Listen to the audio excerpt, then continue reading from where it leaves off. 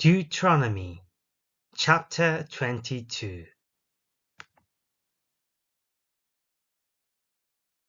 If you see your fellow Israelites' ox or sheep straying, do not ignore it, but be sure to take it back to its owner.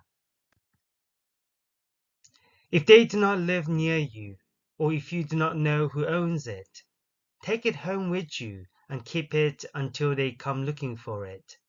Then give it back. Do the same if you find their donkey, a cloak, or anything else they have lost. Do not ignore it. If you see your fellow Israelite's donkey or ox fallen on the road, do not ignore it. Help the owner get it to its feet. A woman must not wear men's clothing, nor a man wear women's clothing, for the Lord your God detests anyone who does this.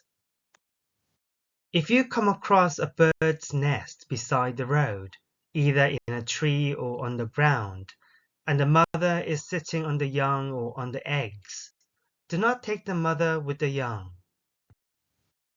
You may take the young, but be sure to let the mother go, so that it may go well with you and you may have a long life. When you build a new house, make a parapet around your roof, so that you may not bring the guilt of bloodshed on your house if someone falls from the roof. Do not plant two kinds of seed in your vineyard. If you do, not only the crops you plant, but also the fruit of the vineyard will be defiled. Do not plow with an ox and a donkey yoked together.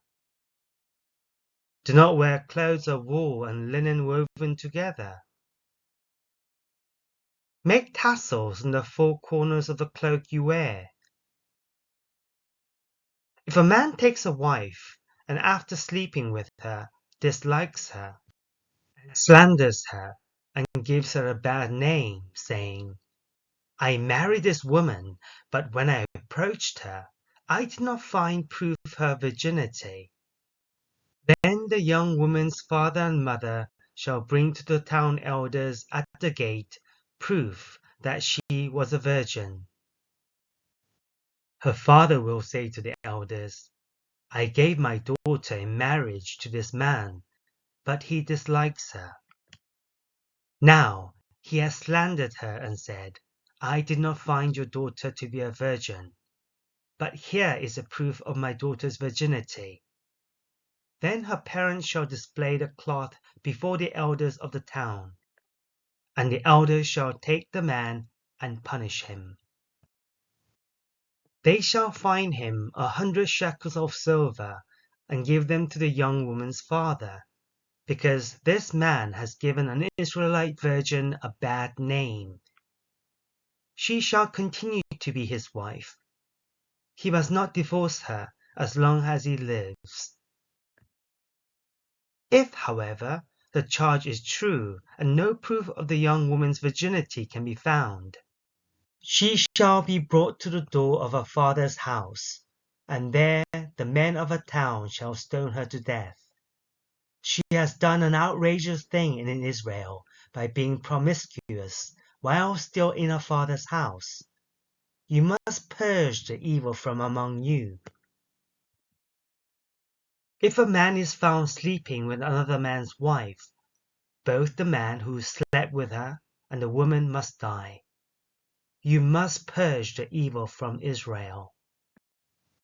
If a man happens to meet in a town a virgin pledged to be married, and he sleeps with her, you shall take both of them to the gate of that town and stone them to death. The young woman, because she was in a town and did not scream for help, and the man, because he violated another man's wife. You must purge the evil from among you.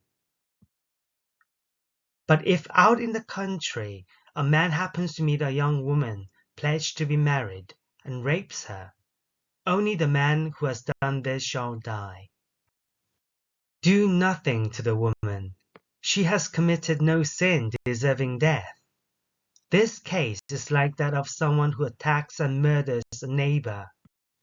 For the man found the young woman out in the country, and though the betrothed woman screamed, there was no one to rescue her. If a man happens to meet a virgin who is not pledged to be married and rapes her, and they are discovered, he shall pay her father 50 shekels of silver. He must marry the young woman, for he has violated her. He can never divorce her as long as he lives. A man is not to marry his father's wife. He must not dishonor his father's bed.